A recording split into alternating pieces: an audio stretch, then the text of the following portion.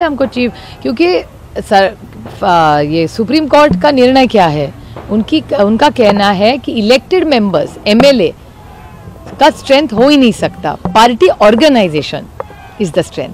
तो अगर party organisation तो पार्टी ऑर्गेनाइजेशन पवार साहब के साथ ही है ना। आता काही दिवसात विधानसभा अध्यक्षांचा निर्णय येईल, काय अपेक्षा आहे? प्रश्न आहे तुम्हाला काय अपेक्षित आहे? हे काय फार रॉकेट सायन्स नाहीये, अदृश्य शक्ती आहेच ना अजून।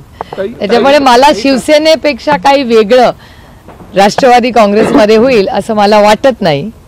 याच्यात त्यांनी एक गोष्ट म्हटली कॉन्स्टिट्यूशनच्या बाबतीत की दोन्ही फॅक्शन्सनी कॉन्स्टिट्यूशनचं पालन केलं नाही। It was seen that while both the rival factions had no dispute on the party constitution but they were not adhering to the same and thus this state failed to give any determination. आता कसं आहे, आता तसंच आहे ना, शिवसेनेची order नाव फक्त बदललं, शिवसेनेचं नाव काढलं आणि तिथे राष्ट्रवादी काँग्रेस पक्षाचं नाव ठेवलं, काही वेगळं नाही केलं। नाही, पण पहिल्यांदा असं पाहायला मिळतंय, शिवसेनेच्या ऑर्डरमध्ये नाही पाहायला मिळालं, बसपाच्या ऑर्डरमध्ये नाही पाहायला मिळालं, जनता पार्टीच्या इथे नाही पाहायला मिळालं की काही म्हणजे 5 आमदार आणि 1 खासदार ज्यांनी दोघांनाही समर्थन दिलं होतं, त्याकडे तुम्ही कसं पाहताय?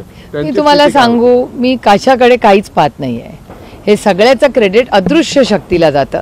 त्याच्यामुळे नियम कायदे हे त्यांनी पाळलेच नाहीत ना। नियम कायद्याप्रमाणे जर झालं असतं तर पक्ष आदरणीय पवार साहेबांना मिळाला असता, पण नियम कायदे तुडवूनच सगळं या देशात चाललंय, दुर्दैव आहे। पण ठीक आहे, आता ते दिवस बघितले, हे बघू। पुढच्या काही महिन्यांवरती लोकसभेच्या निवडणूक आलेल्या, तर पक्ष आणि चिन्ह जनतेपर्यंत किंवा मतदारांपर्यंत पोहोचण्याचं किती मोठं आव्हान असणार आहे? ते कुठलं आव्हान? पवार साहेब स्वतः 5 चिन्हांवर आयुष्यभर लढले आहेत आणि राष्ट्रवादी काँग्रेस पक्षाची स्थापना जेव्हा झाली तेव्हा सोशल मीडिया पण नव्हता, मीडिया पण नव्हता। तुमच्या कृपेने 1 सेकंदात देशात जाईल, राज्यात कशाला आहे? लोकसभा निवडणुकीपूर्वी सुप्रीम कोर्टाकडनं काही दिलासा मिळेल असं वाटतं? आमच्याकडून प्रयत्न तर राहतील ना, प्रयत्नाती परमेश्वर, प्रयत्न करत राहायचे आणि जेव्हा तुम्ही सत्याच्या बाजूने असता तेव्हा प्रयत्न अवघड नसता, तो सत्यमेव जयते। शॉक किंवा काहीच प्रकारे धक्का बसलेला नाही असं वाटतंय, म्हणजे तुम्हाला सगळं अपेक्षितच होतं का? काय काय सांगते? तुम्हीच मला याचं उत्तर सांगा, तुम्हाला काही वेगळं अपेक्षित होतं का? अपेक्षित नव्हतं, पण ताई तासनतास ज्यावेळा सुनावणी सुरू होती त्यावेळा तुम्ही निवडणूक आयोगाच्या कट्ट्यावर बसलेला आम्ही मीडियानं बघितलेला आहे। हो, पण भावनिक क्षण कसा असू शकेल जेव्हा एखाद्या गोष्टीची आपल्याला माहिती असतं की कदाचित आपल्याला न्याय मिळेल मेरिटवर झालं तर, पण आता या देशावर कुठली गोष्ट मेरिटवर होते, त्यामुळे मला काय आश्चर्य वाटत नाहीये। 99 सालापासून आजपर्यंतचा प्रवास संपलेला असं वाटतं? नाही, प्रवास कसा चिन्हाचा आणि नावाचा असं नसतं। अमिताभ बच्चन आहे, त्यांचं नाव बदललं, विजय ठेवलं म्हणून ते अमिताभ बच्चन राहत नाहीत का? असं होत नाही ना। तुमचे अमिताभ बच्चन? आमचे अमिताभ बच्चन शरद पवार। ताई, ट्रकभर तुम्ही, आम्ही बघितलं होतं निवडणूक आयोगामध्ये टेम्पो भरून तुम्ही पुरावे घेऊन आलेला होता, त्या पुराव्यांचं काय झालं असं तुम्हाला वाटतं? ह्याचा सगळे प्रश्नाची उत्तरं तुम्ही त्यांना विचारायला पाहिजे, तर मी कसं त्याचं उत्तर देणार?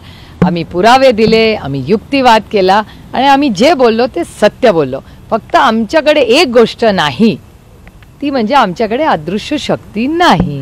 ओके काही एक महत्त्वाचा मुद्दा, पंजाब निवडणुकीच्या चंदगडमध्ये ज्या पद्धतीने इलेक्शन कमिशन ऑफिसर वागतो, आता इलेक्शन कमिशनच्या संदर्भात तुमचे दोन्ही पक्षाचे नेते आणि तेच इलेक्शन कमिशन 2024ची लोकसभा निवडणूक घेते, जर अशा पद्धतीने वागतंय, सुप्रीम कोर्ट ताशेरे ओढतंय, तर त्याच्यावरती भरोसा कसा ठेवणार? तुम्हाला हा प्रश्न मला विचारायला इच्छा होते, यातच माझं उत्तर आहे।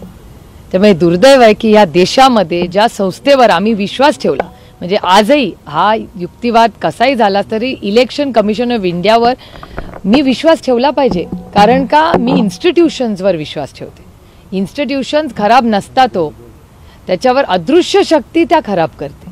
लोक वाईट नसतात, तिथे करणाऱ्या अधिकाऱ्याची काय चूक? तो अधिकारी आहे बिचारा।